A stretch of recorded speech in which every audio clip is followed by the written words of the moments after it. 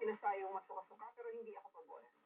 Ah, kung ang naging proseso nito tama, papaboran ko.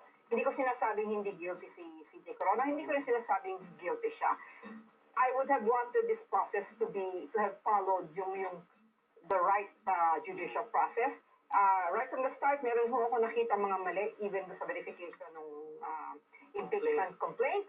At nakikita naman ho natin, talagang tama yung sinasabi ni Atty. Tanfil Salvador, it's a popular government. As to why it's still a popular government, I don't understand. Pero hindi ko ho talaga nakikita na gumana yung tamang proseso dito. I'm just hoping that with all of this, no, I know we're going against yung sinasabing popular sentiments ng tao. I'm just hoping that after this, makikita ho natin ito hindi lang kay CJ Corona, hindi lang doon sa anti-Aquino administration, but even doon sa mga tao niya na dapat din ini-impeach dahil hindi rin sila malinis.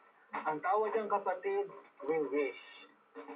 Wish ko lang! Bago kayo mag-wish, like, i-friend, i-follow niyo kami sa Facebook at Twitter at magpadala ng mensahe sa tayong barindigan at gmail.com. Huwagas na naman po lahat ng Miss Ahidatin, no? Ganyan po talaga yan.